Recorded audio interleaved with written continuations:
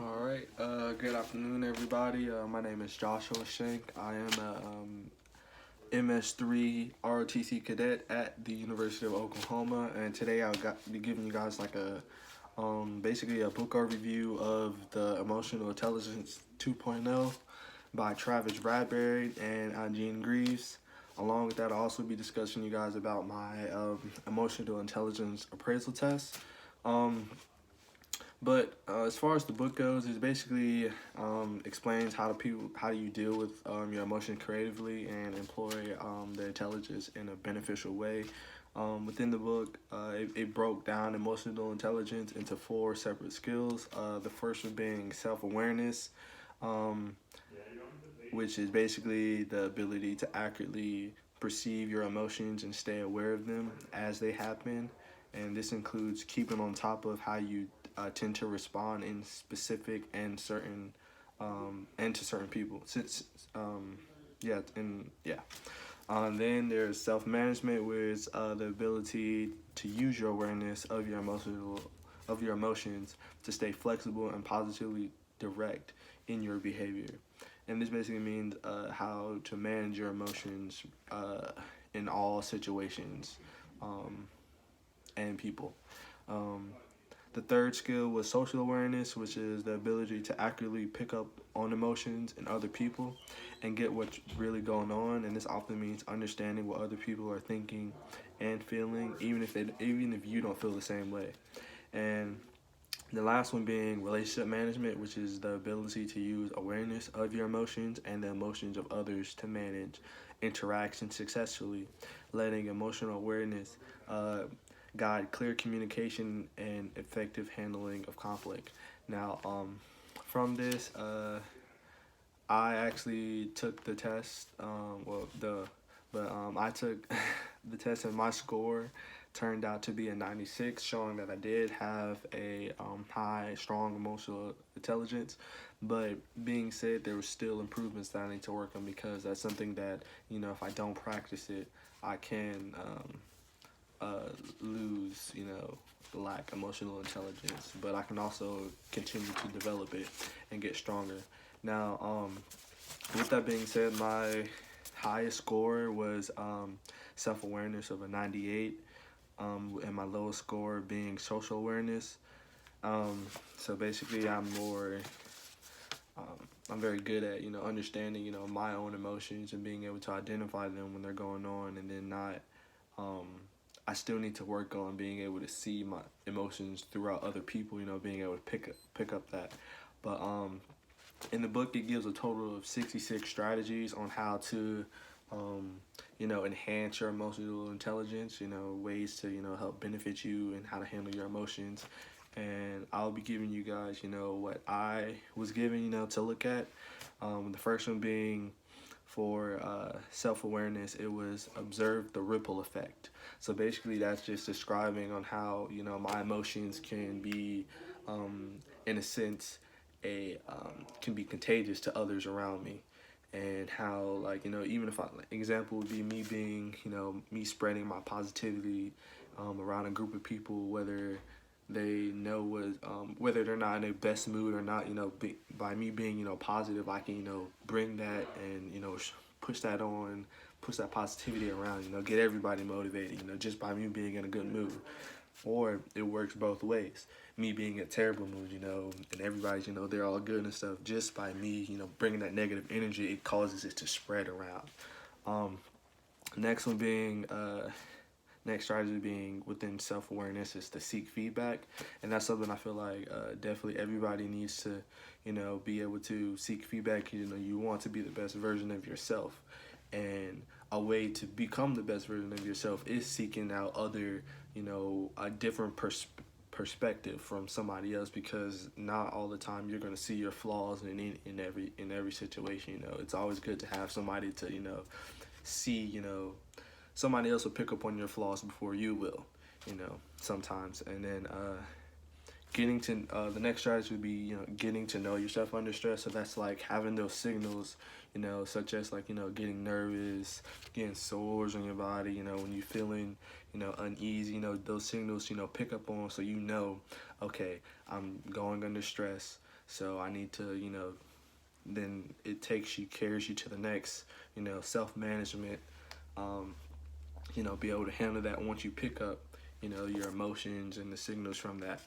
Um, for self-management, it was count to 10. So that's basically when in the situation you feel yourself, you're socially aware that, you're going through, under stress, example, and you count to 10. Now, sometimes you might not always count to 10, but just the fact of, counting period, and this is something that you want to be discreet as possible because you don't want it to, once again, all these skills connect. So you don't want other people to be socially aware, see that you are, counting to 10, because then they'll see your frustration and that can cause a ripple effect. But yeah, sometimes count to 10, it takes your mind off of things. It gives your brain a chance to, the refunction, the refresh. So yeah, that's really good. And then sometimes it comes a time where, counting to 10 isn't always the best because you don't have that, you have to think longer than just counting to 10 before you say something, So sleeping on it's a very good thing. Sometimes you got to make big decisions.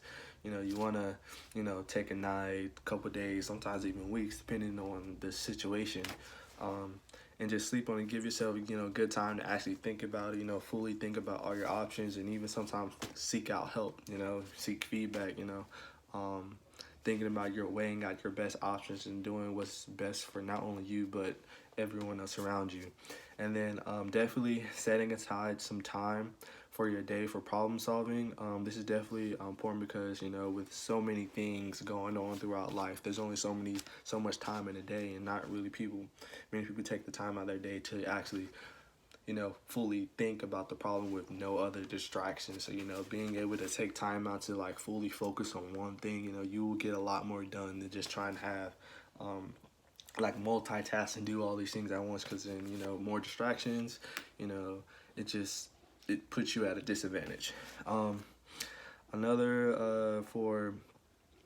the next one, I would like to talk about the social awareness. And this one, I found this was my weakness. And with that, I was able to identify right off the back why. Because one of the first strategies that it told me to do was greet people by name. And that being said, I have a real bad issue when it comes to remembering people's names. So, it told me basically, when you introduce yourself, when you're meeting somebody new, kind of try to say their name twice. Say their name as many times, almost in in the first two sentences, and then in the last sentence, letting them know, because not only does that allow you to remember their name, but it gives the other person, it's like an alert. And when you call somebody by their name, it's like alerting them that they're talking to you. So then they're more willing to listen to whatever you got to say because you are specifically talking to them. And calling them by their name just feels a lot more respectful, and they get in it, and because of that, they give you respect from that. Another one was just stepping into somebody else's shoes, and this is because we all come from different walks of life, paths of life. So just understanding where somebody's coming from, putting yourself in their place to try to understand how they feel. You're able to identify like what's going, like how, like if somebody's having a bad day, saying, well, like thinking about what they've been through, their past, their history, you're able to understand why they're acting the way they are. Another one is just practicing the art of listening, and with that, there's a difference between listening to somebody and hearing somebody. So just actually, giving them that undivided attention, because you're more focused on specifically them rather than, I guess, doing something on your computer while you're like listening to your lecture, but actually giving that eye contact. You're focusing on them. You're being able to understand what they're saying, and can not just judge them based off the action, but you actually sometimes can understand their intentions with that. The next one would be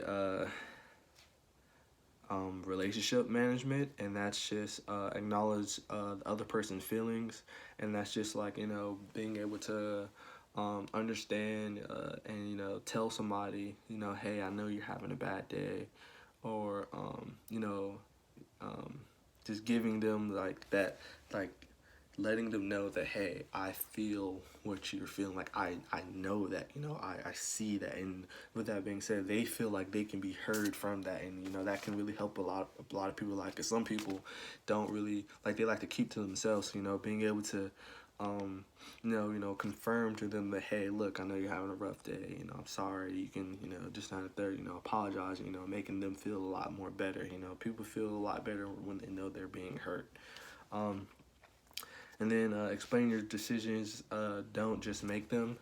With that, that's just like, basically, it's not basically explaining yourself to everybody, but just when it comes to decisions being made, you know, you always want to make sure they know what your intentions are, because some people, they judge people based off of your actions. And if you just act on things without giving them, you know, like, you know, informing them of your intentions, people can perceive things differently. So then with that being said, you know, that's when sometimes you can even open up to ideas and even come up with an even better solution than what your decision was in the first place.